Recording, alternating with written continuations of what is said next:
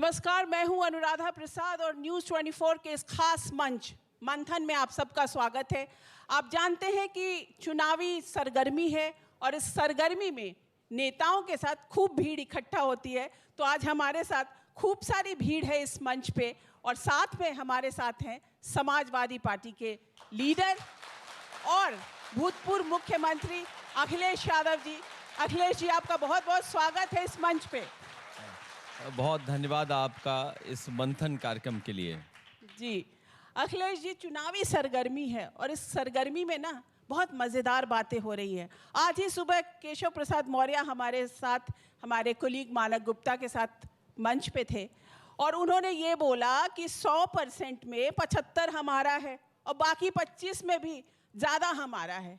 अब बताइए इसको क्या कहा जाए कि उन्होंने तो पूरा 100% जो है ना वोट अपने तरफ करने की बात कर ली है। वो कह तो ठीक रहे हैं, 75 नहीं 90 बोलना चाहिए उनको, और वो इसलिए बोल रहे हैं वो खुद पिछड़ी जाति के आते हैं, तो उन्हें कहीं ना कहीं ये लगता होगा कि जो 90% आबादी है वो उनसे जुड़ना चाहती है। लेकिन पिछले 10 साल और डबल इंजन की सरकार ने जिस तरह धोखा दिया है, तो जो लोग पीडीए के खिलाफ थे आज वही लोग पीडीए के पक्ष में। जब मैंने आज अखबार उठा करके देखा तो कई अखबार जो प्रतिष्ठित अखबार हैं उन्होंने ये लिखा कि भारतीय जनता पार्टी भी पीडीए की तरह अपना समीकरण साध रही है। समाजवादी पार्टी का जो पीडीए का नारा है उसके पक्ष में भारतीय जनता पार्टी ने शपथ दिलवाई है। तो कहीं ना कहीं वो लौट करके उसी मुद्दे पे आ रहे हैं जो समाजवादियों का मुद्दा है। और आने वाले चुनाव में ये जो 90% की आबादी है, 75 नहीं 90%, जिसमें आधी आबादी भी जोड़ रहा हूं मैं, इनको सबक सिखाने का काम करेगी। अखिलेश जी, आप पीडीए की बात कर रहे हैं तो थोड़ा क्लैरिफाई कीजिए ना। केशव प्रसाद मौर्य ने तो पीडीए को परिवार डेवलपमेंट पार्टी बता दिया। वो इसलिए पीडीए बोल रहे हैं क्योंकि पीडीए से घबराहट है उन्हें, और घबराहट न होती तो क्या पीडीए के लोगों को शपथ दिलाते। जिस नेता ने उन्हें यह कहा हो कि चल सन्यासी मंदिर में, दूसरी लाइन तो मैं गा ही नहीं सकता। एक जिसको जनता ने नकार दिया और 50,000 ही हार हारा, उसे शपथ दिलाई। दलों को तोड़ रहे हैं, विधायकों को पैकेज दे रहे हैं। तो अगर पैकेज मिलेगा तो पैकेज क्यों दे रहे हैं आखिरकार? तो खुल के बोलिए ना, पैकेज क्या है? पैकेज सिक्योरिटी का है। आपके विधायकों को भी तो तोड़ा गया है। तो इस क्योंकि जब हमारे विधायकों तक बात पहुंची तो मुझे पता लगा कि बीजेपी के पास पैकेज है, सिक्योरिटी का पैकेज है, सुनने में आ रहा कुछ ठेकों का पैकेज है, सुनने में आ रहा शपथ दिलाने का पैकेज है। तो ये सब पैकेज का हिस्सा है। और भी कुछ ऐसे चीज़ें हैं जो स्वार्थ में, लालच में उनके साथ चल देते हैं, जिसके कारण। तो कोई अगर स्वार्थ में जा रहा है अखिलेश जी, तो इसका मतलब तो यही हुआ ना कि जब वो आपके पास आए थे तब भी उनका स्वार्थ ही कहीं ना कहीं होगा। इसमें कई साथी ऐसे रहे हैं जो समाजवादी पार्टी से कई बार जीते हुए विधायक रहे, या कई बार समाजवादी पार्टी के बोर्ड से ही वो जीतते रहे हैं। और वो सामने कौन था जिसको हरा के? वो बीजेपी के बोर्ड से मुकाबला रहा उनका। तो स्वार्थ का सवाल नहीं, आज स्वार्थ था उनका, कुछ पैकेज था। आप देखिए उन्हें पैकेज में क्या क्या मिला है। सुनने में आ रहा है किसी को सिक्योरिटी मिल गई है, किसी को पायलट के लिए एक जिप्सी मिल गई है जो आगे चलेगी। कुछ लोग शपथ का इंतजार करेंगे, लेकिन शपथ तभी हो सकती है जब आप सदस्य उस दल के हों। तो एक बात बताइए कि लोग कह रहे हैं और ख़ास करके ऐसा देखना जा रहा है कि ख़ास करके राम मंदिर बनने के बाद और उसका शिलान्यास होने के बाद कि मोदी की सुनामी चल रही है, और इस मोदी की सुनामी में आप साइकिल पर सवार हैं। तो सुनामी जो है वो साइकिल कैसे, मतलब थोड़ा अटपटा सा नहीं लग रहा है? आपने नाम बहुत अच्छा रखा है कार्यक्रम का, मंथन। एक समय था जब समुद्र मंथन हुआ था, और ये 2024 में संविधान मंथन होने जा रहा है। एक तरफ इस संविधान मंथन में एक तरफ वो लोग होंगे जो संविधान के भक्षक हैं, दूसरी तरफ वो लोग हैं जो संविधान को बचाना चाहते हैं, संविधान की रक्षा करना चाहते हैं, संविधान के रक्षक लोग हैं। तो कोई सुनामी आए या सुनामी के लिए कुछ तैयारी करें, उससे बहुत ज़्यादा कोई असर जनता में नहीं पड़ने वाला है। सोचिए 60 लाख बच्चे, पेपर लीक हो गया, परीक्षा दी, लेकिन नौकरी कब मिलेगी पता नहीं, कब नौकरी मिलेगी। और अगर ये सुनामी बोल रहे हैं तो गणित समझ नहीं है बीजेपी के लोग कि 60 लाख बच्चे जिन्होंने परीक्षा लिखी थी और पेपर लीक के कारण उन्हें नौकरी रोजगार नहीं मिल रहा है, वो और उनके माता पिता, 3 अगर हम गुणा कर दें 60 से तो 60 into 3 is equal to 1 crore 80 lakh, और 1 करोड़ 80 लाख को अगर हम भाग दे दें 80 लोकसभा से तो 2,25,000 वोट तो उनके खिलाफ खड़ा हुआ है, और कोई एक पेपर लीक नहीं हुआ है। अभी तक इस सरकार में न जाने कितने पेपर लीक हुए हैं, 9 से ज़्यादा पेपर लीक हुए हैं, और इसलिए कराए हैं सरकार ने जानबूझ करके क्योंकि नौकरी ना देनी पड़े। कोई कल्पना कर सकता है कि डबल इंजन की सरकार हो, आप पेपर लीक करवा रहे हो, सरकार के लोग मिलकर के पेपर लीक कराते हो? इसका जवाब सरकार के पास क्या है? कोई सुनामी बेरोजगारों के सामने चलने वाली नहीं है। यही बेरोजगार इनको पलटने का काम करेंगे। अखिलेश जी, आपकी बात में हो सकता है दम हो और आपके जो सपोर्टर्स हो वो पूरी तरह से इस बात को समझे भी, लेकिन जनता जो वोट देने जा रही है अल्टीमेटली तो वही बीजेपी जीत के आ रही है ना, तो कहीं ना कहीं आप अपनी बात को पहुंचा नहीं पा रहे हैं। ये 60 लाख लोग जनता के लोग हैं, ये कोई किसी दल से जुड़े हुए लोग नहीं हैं। ये 60 लाख लोग जनता के लोग हैं। इसीलिए मैंने कहा कि आम लोग नाराज हैं इनके। एमएसपी को लेकर के किसान धरने पे बैठा है। कोई पहली बार किसान दिल्ली को नहीं घेरे है, इससे पहले भी किसान ने घेरा था। सोचिए 700 से ज्यादा किसानों की जान चली गई, शहीद हुए, सरकार ने नहीं सुना।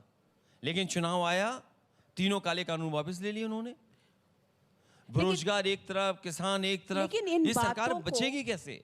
लेकिन अखिलेश जी, वही सवाल है कि इन बातों को आप लोग भुना नहीं पा रहे हैं। अगर सोशल मीडिया पर भी देखा जाए तो जब आप साड़ की बात करते हैं वो ज्यादा चलता है, और ये बेरोजगारी वाली बात या इन बातों पर, पेपर लीक की बात पर उतना नहीं चल पाता है। मतलब कहीं ना कहीं देयर इज अ डिस्कनेक्ट। बेरोजगारी और जिन नौजवानों ने परीक्षा दी थी उनको ये सरकार फेस नहीं कर पा रही। बच्चों को धरना चला, सरकार ने बहुत कोशिश की धरने को दबा दें, उनकी आवाज़ को दबा दें। इलाहाबाद में धरना हुआ, कई बच्चों को पुलिस उठा ले गई, पूरी बैरिकेडिंग की, जो कुछ सरकार कर सकती थी वो किया। अंततः क्या हुआ? आरओ एआरओ का उन्हें पेपर कैंसिल करना पड़ा, जो बच्चों की मांग थी उसको स्वीकार करना पड़ा। इसी तरह जो पुलिस भर्ती का था, जब सरकार को पता लगा कि लाखों लाख छात्र नौजवान लखनऊ आ गए हैं, सरकार ने अपने आप स्वीकार कर लिया और पेपर कैंसिल कर दिया। ये सरकार घबराई हुई है, और घबराई हुई सरकार को जनता उखाड़ देगी। कोई बचने वाली सरकार नहीं है ये। अच्छा, आपने ना भी संविधान की रक्षा की बात की, तो अभी इमीडिएटली कल की ही बात है कि कलकत्ता हाई कोर्ट के जस्टिस अभिजीत गंगोपाध्याय ने पहले तो रिज़ाइन किया और फिर ये कहा कि वो बीजेपी से टच में थे। इसको आप किस तरीके से देखते हैं? क्या संविधान की अवहेलना हो रही है? क्या देख रहे हैं आप? बीजेपी, उनका करीबी परिवार एक संस्था के मुखिया से नहीं, तमाम संस्थाओं से संपर्क में है। इसीलिए हमने कहा कि संविधान अगर बचाना है तो बीजेपी को हटाना है। अगर नौजवान को रोजगार चाहिए, नौकरी चाहिए, तो बीजेपी हटाइए। ये संविधान को बचाने का चुनाव है। तो अगर उस संस्था में काम करने वाला व्यक्ति अगर ये कह रहा है कि मेरे संपर्क में बीजेपी थी, बहुत सारे फैसले ऐसे आए हैं जहां लोग मन ही मन कह रहे हैं कि हाँ, कहीं ना कहीं कोई दबाव रहा होगा जिसकी वजह से ऐसे फैसले आए हैं। और मैं तो अपनी बात बताता हूं, हमारे सदन में हमारे साथ हमारे पीछे एक सदस्य बैठते थे और हर दिन मुझे ये बताते थे आकर के कि बीजेपी और आरएसएस के लोग ये साजिश कर रहे हैं, ये षड्यंत्र कर रहे हैं। मैंने सबसे ज़्यादा सम्मान दिया, और इसीलिए सम्मान दिया कि कहीं ना कहीं वो जानकारी मुझे देते थे। लेकिन सोचिए आज कहाँ है वो, क्योंकि वो संपर्क में थे किसी के, इसीलिए तो वो कहाँ हैं। एक और साथी थे, वो भी संपर्क में थे वहीं पर, तो वो भी चले गए। तो ये कोई नई बात नहीं। अगर कोई जज कह रहे हैं तो बहुत सारे लोग हैं, बहुत संस्थाएं हैं ऐसी जहां पर सीधे सीधे संपर्क में लोग हैं। और जो बात मैंने कहा पीडीए की, उत्तर प्रदेश में जितनी भी यूनिवर्सिटीज हैं उनके वाइस चांसलर्स कौन अपॉइंट हुए हैं? जो बीजेपी के संपर्क में रहे। वाइस चांसलर्स किसको अपॉइंट कर रहे हैं? जो बीजेपी और बीजेपी के परिवार के लोगों को जो खासम खास है उनको अपॉइंट कर रहे हैं। तो आम लोगों को तो अपॉइंटमेंट नहीं मिल रहा ना। लेकिन इसी तरीके से देखा जाए तो अभी 6 तारीख को इलेक्टोरल बॉन्ड का भी देना था एसबीआई को, डिटेल्स देना था सुप्रीम कोर्ट को, उन्होंने टाइम मांग लिया। इसको आप किस तरीके से देख रहे हैं? सबसे पहले देश की जनता को तो ये स्वीकार करना चाहिए कि नोटबंदी सबसे बड़ा घोटाला था, और आज उसके परिणाम हमें और आपको दिखाई दे रहे हैं। केवल चिंता का विषय इलेक्टोरल बॉन्ड्स नहीं है।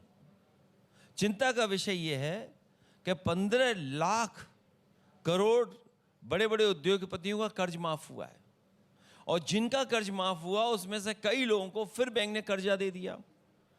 और जिन उद्योगपतियों को कर्जा मिला है, हो सकता है उनमें से कई ऐसे उद्योगपति हों जिन्होंने electoral bonds Bharatiya Janata party तक पहुंचाए हों।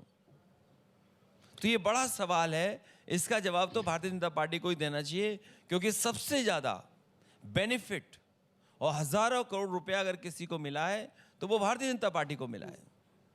तो जो लोग दूसरों से सवाल करते थे, कम से कम माननीय सुप्रीम कोर्ट की वजह से अब उनको जवाब देना पड़ेगा। और मुझे उम्मीद है भारतीय जनता पार्टी ईमानदारी से सच्चाई को सामने रखेगी। अच्छा अखिलेश जी, ये बताइए कि अब यूपी पे बात करते हैं। आपने अपनी सीट्स अनाउंस की, काफ़ी सारी सीट्स अनाउंस कर दी, और सडनली फिर आप रुक गए हैं। क्या हो गया है?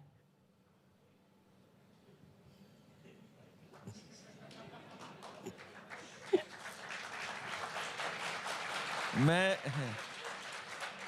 अभी समझ नहीं पाया क्या पूछना चाहते हैं। मैं यही पूछना चाह रही हूँ कि आपके अलायंस का में क्या चल रहा है, क्या है? किसी के लिए रोक के रखा हुआ है कुछ? क्या क्या हो रहा है, जरा खुल के बताइए यहाँ मंच पर। समाजवादियों ने हमेशा अलायंस बड़े मन से किया है, और इस बार भी कांग्रेस पार्टी के साथ अलायंस बहुत बड़े मन से किया है।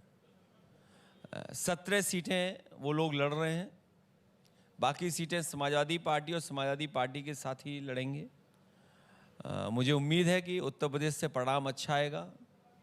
असली देश की लड़ाई यूपी में होने जा रही। हालांकि पूरे देश में चुनाव होगा, देश में बहुत सारे दल हैं जो भारतीय जनता पार्टी को हटाना चाहते हैं, लेकिन जिस तरह की लड़ाई उत्तर प्रदेश में होने जा रही है वो आमने सामने की लड़ाई है, और जो उत्तर प्रदेश जीतेगा वही देश का भविष्य बनेगा। और जो लोग 14 में आए थे, जो लोग 14 में आए थे वो 24 में चले जाएंगे। और कभी कभी हम लोगों ने सुना है लोगों से कि हिटलर का भी राज 10 साल रहा था, 10 साल से ज्यादा नहीं रहा था। आप क्या मोदी जी को हिटलर कह रहे हैं? नहीं, मैं नहीं कह रहा, नहीं, मैंने किसी को हिटलर नहीं कहा, मैंने तो केवल राज कहा है। अच्छा ये बताइए कि मैं बड़े किसी व्यक्ति के बारे में नहीं कह रहा हूं, मैंने तो जो पढ़ा है। और आजकल तो बच्चे गूगल तुरंत कर सकते हैं अगर बात गलत हो मेरी, क्योंकि जो बात ये आपके माध्यम से सुनेंगे वो हो सकता है वो गूगल करें और देखें कि भाई वो राज कितने साल का था। वो भी 10 साल का था, और वहाँ तो एक मिनिस्टर था प्रोपेगेंडा के लिए, वहाँ बाकायदा एक मिनिस्ट्री थी प्रोपेगेंडा के लिए। यहाँ तो पूरी सरकार प्रोपेगेंडा पे चल रही है। लेकिन दो चीज़ें थी। आपने प्रोपेगेंडा की बात की, तो प्रोपेगेंडा तो लोग बाय कर रहे हैं ना, उसको लोग एक्सेप्ट कर रहे हैं, उससे प्रभावित होकर वोट दे रहे हैं, तो इसको आप कैसे डिनाई कर सकते हैं? अब वो याद कर रहे हैं अच्छे दिन, तो प्रोपेगेंडा था अच्छे दिन। प्रोपेगेंडा ये भी था कि नोटबंदी से भ्रष्टाचार खत्म हो जाएगा।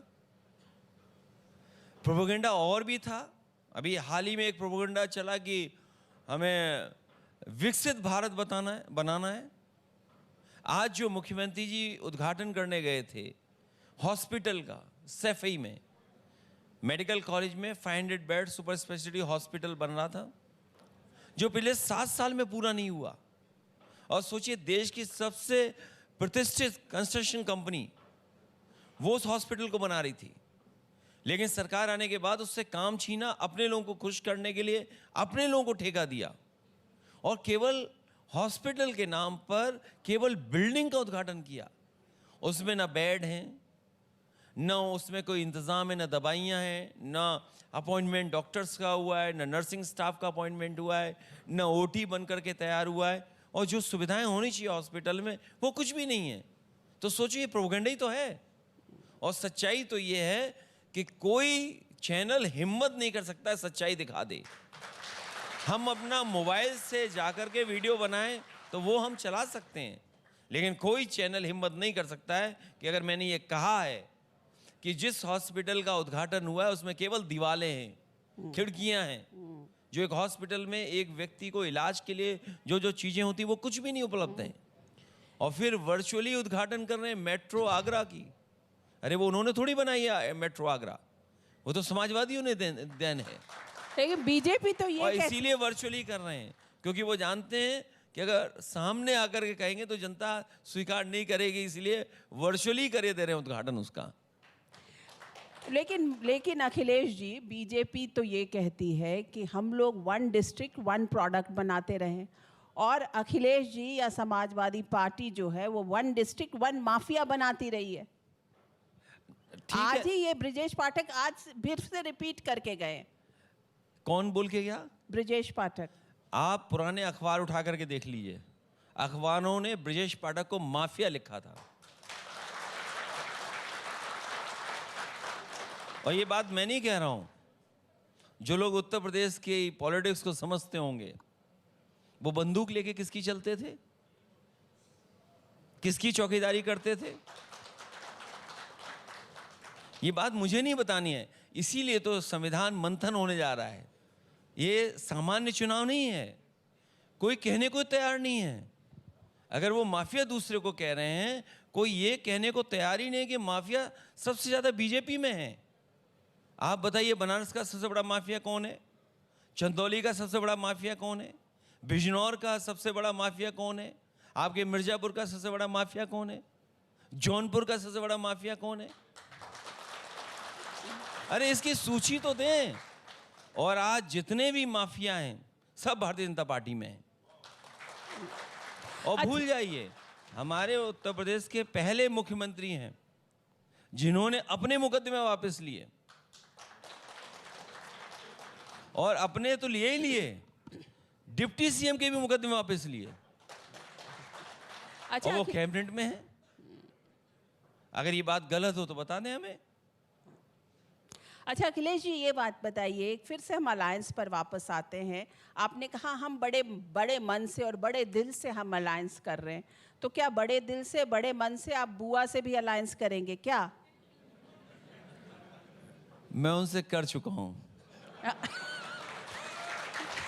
कर चुका हूँ, थोड़ा क्लियर कीजिए। कर चुका हूँ क्या उनसे, उनके साथ अलायंस हो रहा है? हो चुका है मेरा उनके साथ, तो हो चुका है, फिर से हो सकता है। राजनीति में आगे बढ़ते रहना चाहिए। एग्जैक्टली। जब वो उनका नंबर आएगा अलायंस करने का, तब सोचा जाएगा।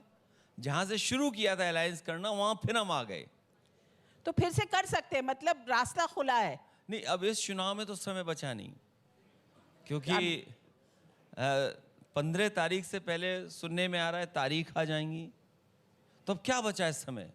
क्योंकि बीजेपी जैसी पार्टी जिससे हमें मुकाबला है, उसकी जो तैयारी है, उसका जो काम करने का तरीका है वो अलग है, इसलिए मुकाबले के लिए समय चाहिए। और जिस पार्टी ने संगठन बनाया होगा, जिस पार्टी के कार्यकर्ता बूथ पे लड़ाई लड़ेंगे, वही चुनाव जीतेगा, दूसरा दल नहीं जीत सकता।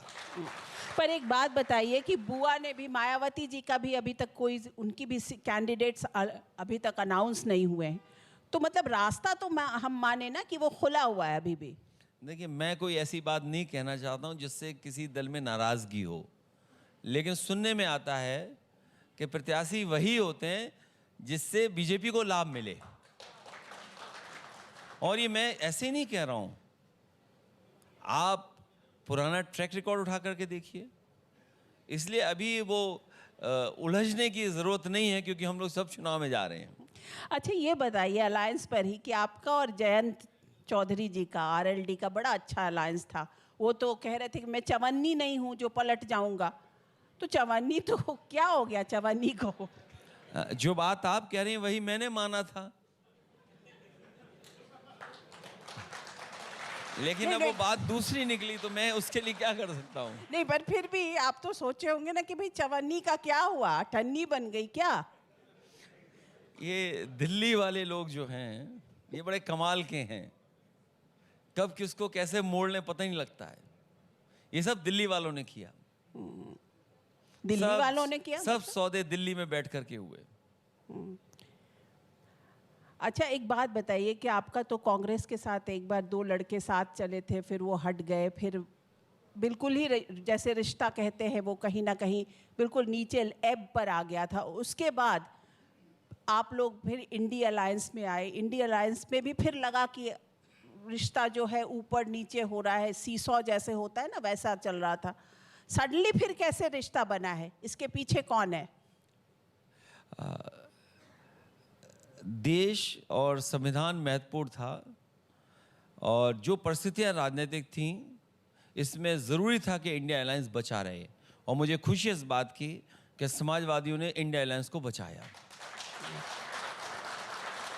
मतलब इस अलायंस को आगे बढ़ाने के लिए समाजवादी पार्टी अपने आप को क्रेडिट दे रही है।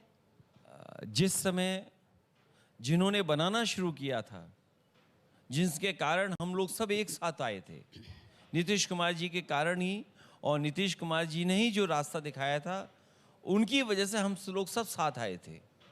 जब वही दूर हो गए तो उस समय जिम्मेदारी समाजवादियों की बनी, और समाजवादियों ने सबसे पहले कांग्रेस साइज सीट का जो एडजस्टमेंट होना था सबसे पहले अनाउंस किया, और उसका परिणाम ये हुआ कि कम से कम और प्रदेशों में भी उनका अलायंस उसके बाद हो गया।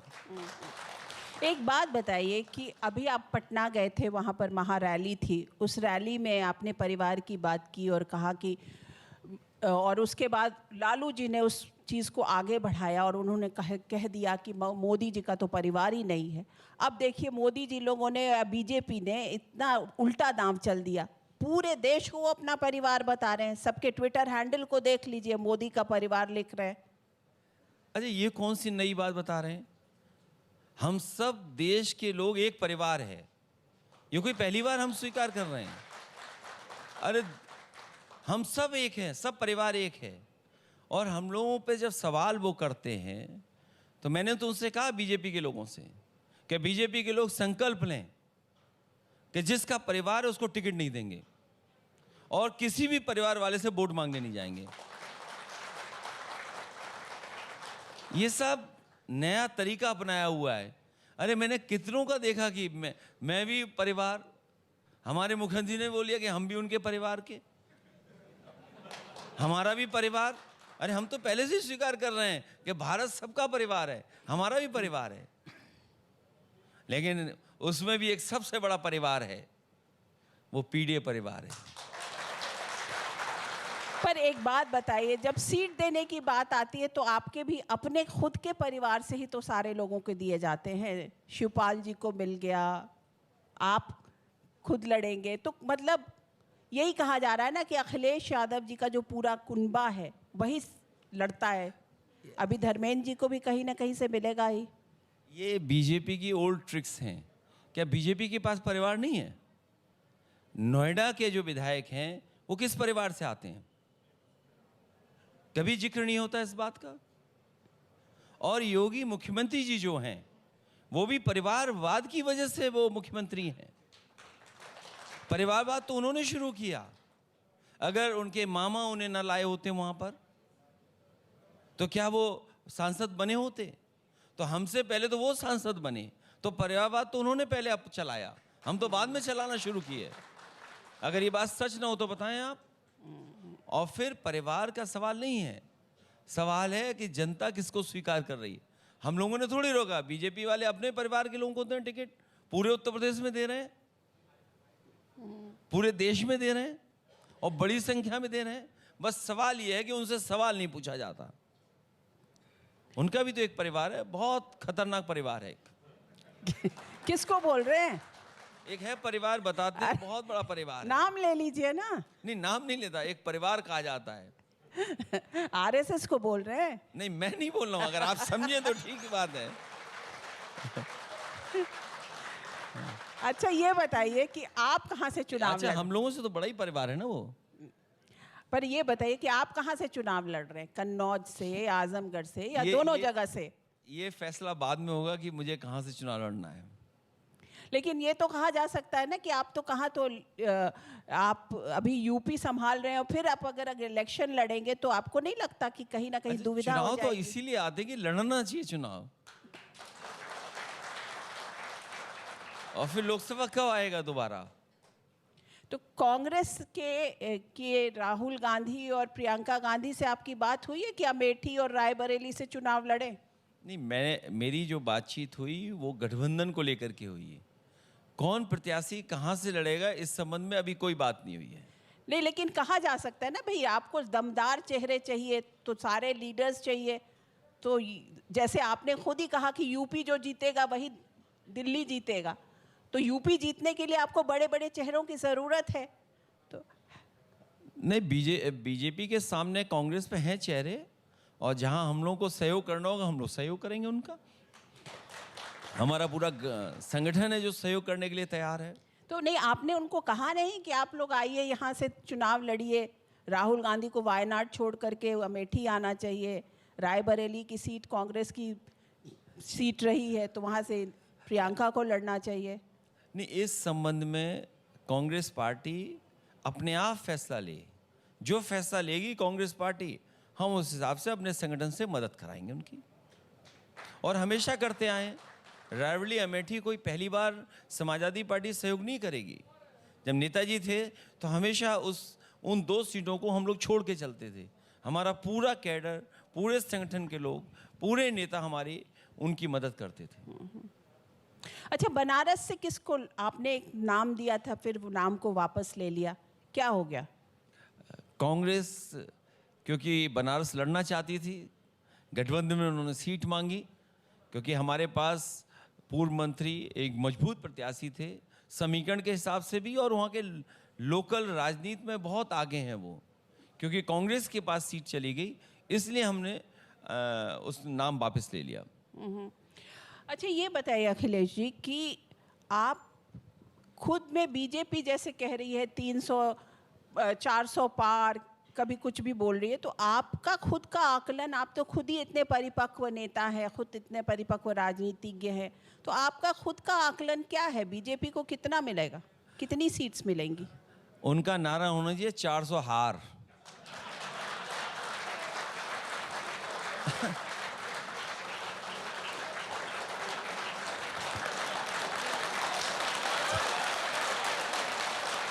चार सौ आर, ये थोड़ा क्लियर कीजिए। 400 आर क्या? 400 हार इसलिए कि उन्हें हर नेता चाहिए अपनी पार्टी में। महाराष्ट्र में देखिए कितने नेताओं को अपनी पार्टी में शामिल कर लिया। आप पे अपने पास नेता ही नहीं है, आप पे अपने लीडर्स ही नहीं है।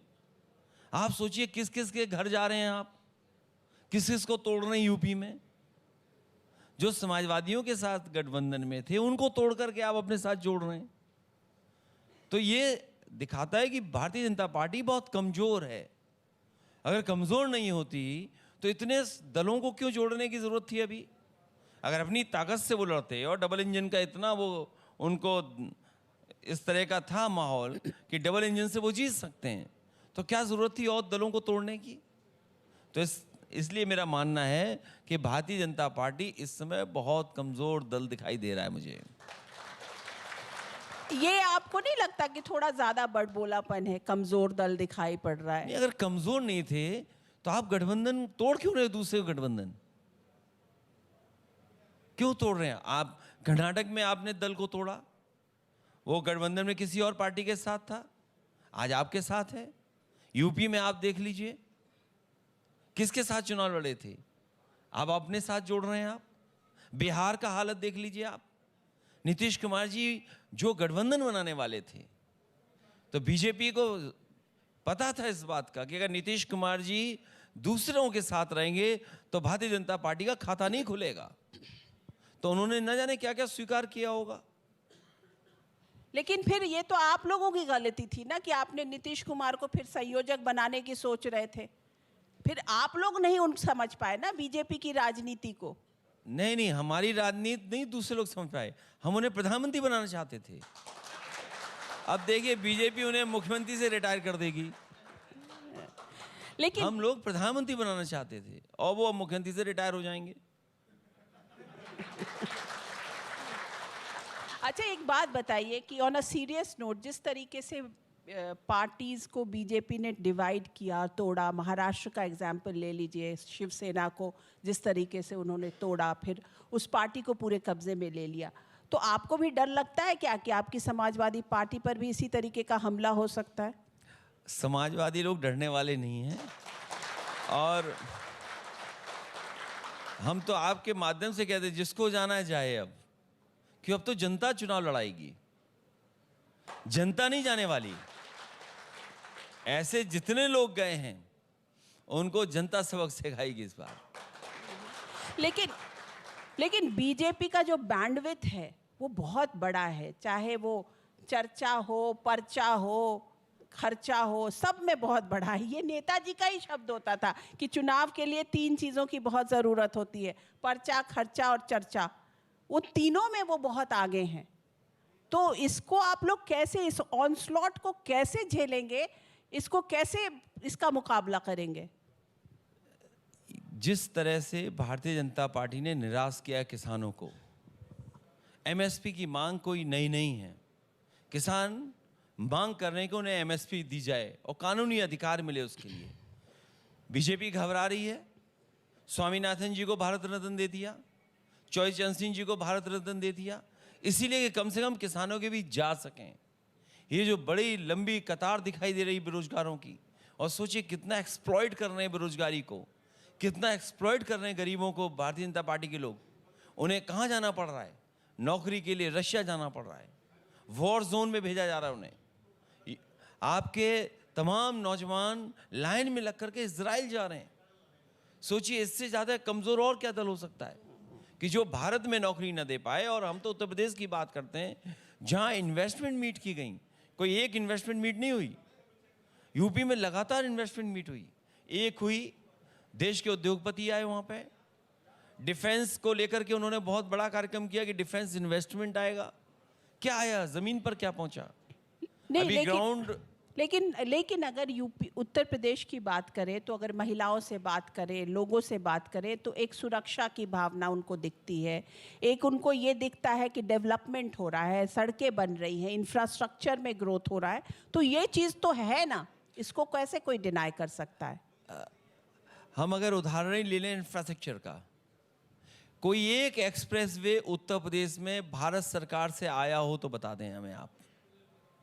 जिस प्रदेश ने सबसे ज्यादा लोकसभा के सांसद जिताए हो, जिस प्रदेश ने प्रधानमंत्री दिया हो, लेकिन दिल्ली से एक भी एक्सप्रेसवे उत्तर प्रदेश को नहीं मिला। जो एक्सप्रेसवे बन भी रहे वो अपने संसाधन से उत्तर प्रदेश बना रहा है। जो बने हैं कहीं ना कहीं समाजवादियों का अलाइनमेंट था, जिसकी वजह से आज वो काम कर रहे हैं, आगे बढ़ रहा है। तो उत्तर प्रदेश की भी सरकार अगर बना रही है तो डबल इंजन की सरकार है ना, फिर वो बना पा रही है। वही तो मैं जानना चाहता हूं कि भारत सरकार ने कौन सा एक्सप्रेसवे दिया है। भाई यूपी के अपने संसाधन से बन रहा है मान लीजिए, और वो भी अपने एक उद्योगपति को खुश करने के लिए उसको पैकेज बना दिया, उसको दे दिया आपने।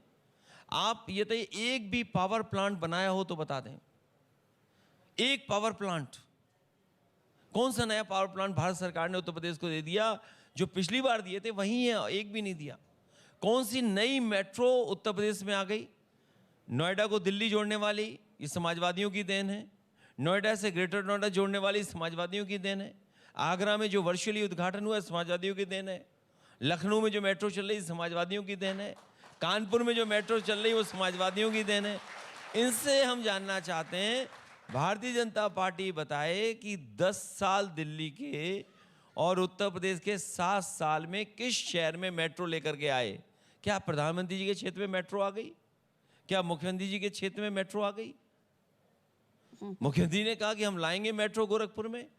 क्या 7 साल में मेट्रो आ गई वहाँ? और मैं आपसे आज दावा करके जा रहा हूँ, अभी बरसात आएगी, मेट्रो तो नहीं चलेगी वहाँ, लोगों को नाव में चलना पड़ेगा वहाँ पर, क्योंकि वो अभी तक नाला नहीं बना पाए अपने गोरखपुर में। अच्छा, ये बताइए कि अभी थोड़े दिन पहले मोहन यादव जी मध्य प्रदेश के मुख्यमंत्री बने हैं। वो आजकल उत्तर प्रदेश का बहुत दौरा कर रहे हैं, और दौरा भी कर रहे हैं और ज़ोर ज़ोर से बोल रहे हैं कि ये देखिए क्या हुआ है, भारतीय जनता पार्टी में आइए, ये हम वैसा यादव कौन जिसने डंडा ना उठाया हो, ऐसा यादव कौन जिसने धैर्य से लोगों का सामना न किया। मतलब बहुत सारी बातें वो कह रहे हैं, और सडनली उनको भारतीय जनता पार्टी यादवों का बड़ा नेता करार कर रही है। और इसमें कोई शक नहीं है, क्योंकि उन्होंने जो बोला वो सही है कि मैं ऐसे गांव से आता हूं जहां पर 500 भी यादव नहीं थे, लेकिन फिर भी मुझे मुख्यमंत्री बना दिया। तो चैलेंज लग रहा है आपको क्या? वो जो भाषण दे रहे थे वो इसलिए दे रहे थे कि वहां पर यादव आए ही नहीं थे।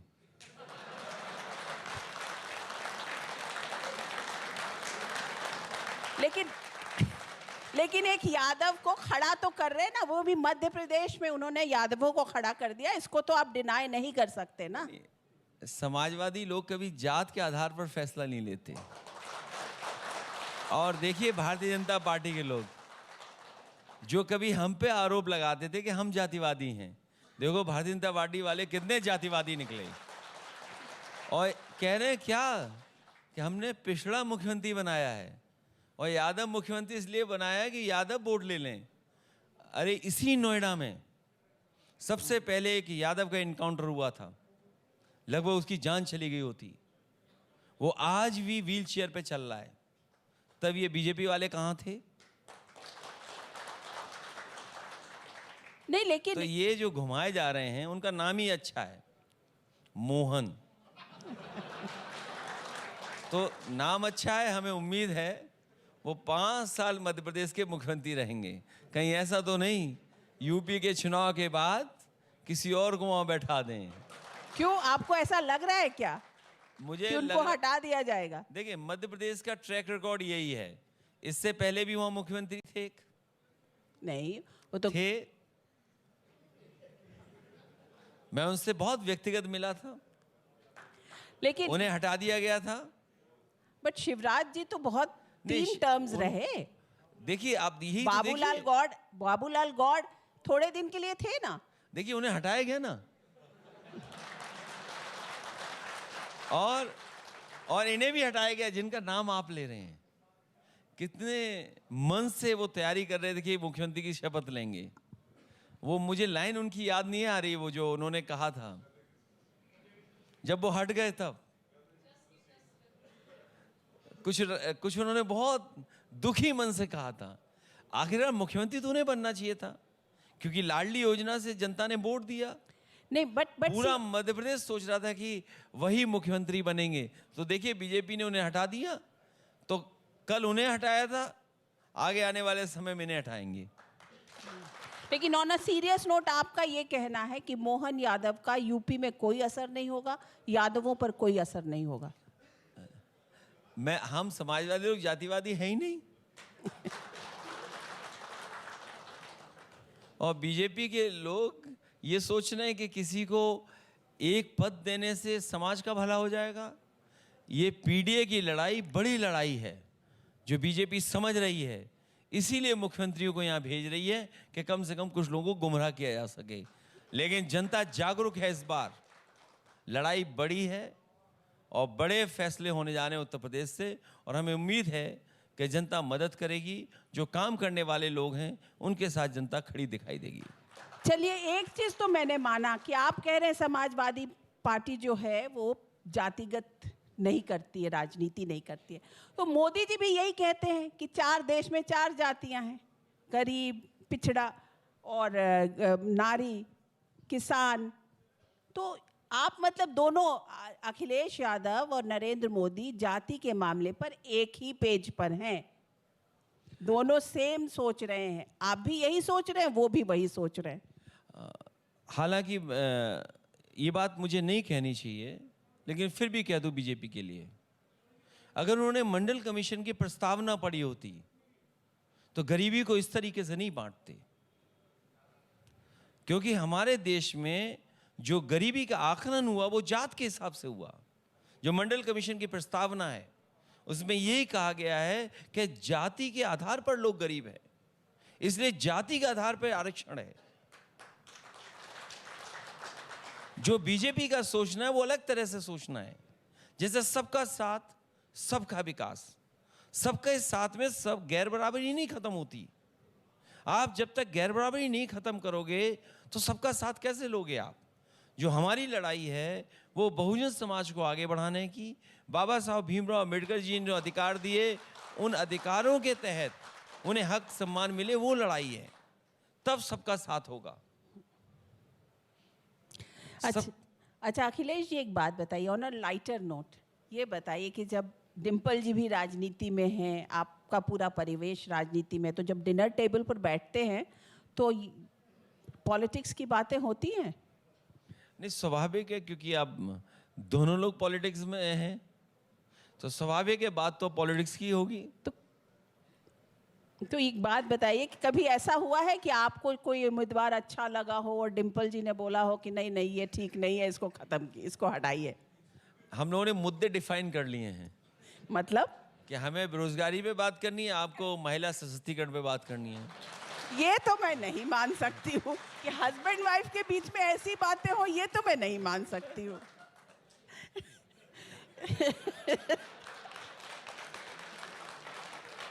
हाँ, मतलब मैं ये समझना चाह रही हूँ, मैं इसको इसलिए पूछ रही थी क्योंकि जैसे धर्मेंद्र यादव जी का नाम आया था, फिर वो नाम हट गया वहाँ से, तो इसलिए मैं ये पूछना चाह रही हूँ कि क्या था, मतलब क्यों ऐसा क्यों हुआ? धर्मेंद्र जी का नाम आया था, धर्मेंद्र यादव जी का, फिर वहाँ से शिवपाल जी का आ गया, क्या बात रही? एक जगह हम लोगों ने मजबूत प्रत्याशी दिया है, दूसरी जगह भी मजबूत प्रत्याशी देंगे। चाचा सीनियर लीडर हैं, मजबूत प्रत्याशी हैं। धर्मेंद्र कई बार सांसद रह चुके हैं, वो भी मजबूत प्रत्याशी हैं।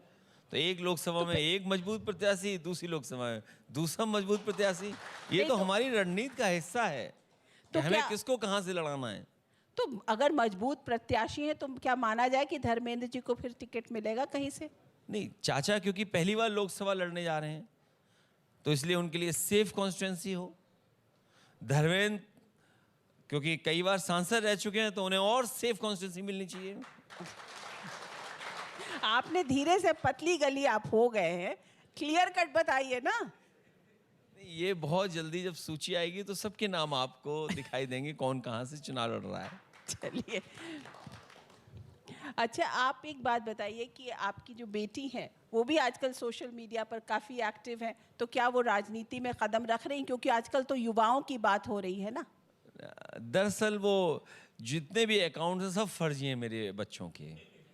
अच्छा, मैं कई बार एफआईआर लिखा चुका हूँ, बीजेपी वाले बंद ही नहीं होने देते हैं। कुछ अकाउंट तो बीजेपी वाले चलवा रहे हैं। नहीं पर मैं 42 या कितने अकाउंट्स थे सब पे एफआईआर लिखवाई है मैंने, और अभी तक कार्रवाई नहीं हुई। सोचिए, अगर आप योगी और प्रधानमंत्री जी के खिलाफ लिख दोगे कुछ, कल कार्रवाई हो जाएगी, पुलिस आ जाएगी अभी तुरंत। आप ये कहना चाह रहे हैं कि एक भूतपूर्व मुख्यमंत्री ने एफआईआर लिखवाने की कोशिश किया, एफआईआर लिखवाया, उसे तवज्जो नहीं दिया गया, उसको सुना नहीं सरकार ने, सिस्टम ने इस बात को सुना नहीं? ये पहली बात नहीं है, मैं इससे आगे की भी बात बताता हूं अभी आपको। मैंने कई जगह एफआईआर लिखाई क्योंकि सोशल मीडिया के जो अकाउंट्स हैं वो बीजेपी के लोग चला रहे हैं, उन पे कोई कार्रवाई नहीं हुई। इतना गलत भाषा का इस्तेमाल, इतनी गलत पिक्चर्स का लगाना, हम लोगों ने कई बार शिकायत की है। क्योंकि वो बीजेपी के कार्यकर्ता थे इसलिए उन पर किसी पे कार्रवाई नहीं हुई। और देखिए बीजेपी की सरकार कमाल की कैसी है। यहाँ पर नोएडा में हमारे कार्यकर्ताओं ने, और उस समय क्योंकि कोरोना के पाबंदियाँ थीं, तो एक कार्यक्रम किया था जिसमें सामान्य तरह से स्वागत हो गया। हम लोगों को पता ही नहीं लगा कौन जांच कर रहा है, कौन आईओ है। जब चार्जशीट थमा दी गई तो हमारे खिलाफ और जयंत चौधरी जी के खिलाफ उसमें चार्जशीट हो गई। और कमाल की बात इसमें यह है कि हमारे खिलाफ चार्जशीट जिसने की वो यादव अधिकारी ढूंढ करके लगाया, और जयंत चौधरी जी के खिलाफ जिसने चार्जशीट लगाई उसमें जाट अधिकारी ढूंढ के लगाया। सोचिए, ये है बीजेपी। मतलब बहुत स्मार्ट है ना। स्मार्ट नहीं है, इसमें क्या है स्मार्ट है जो पकड़ी गई आपकी बात।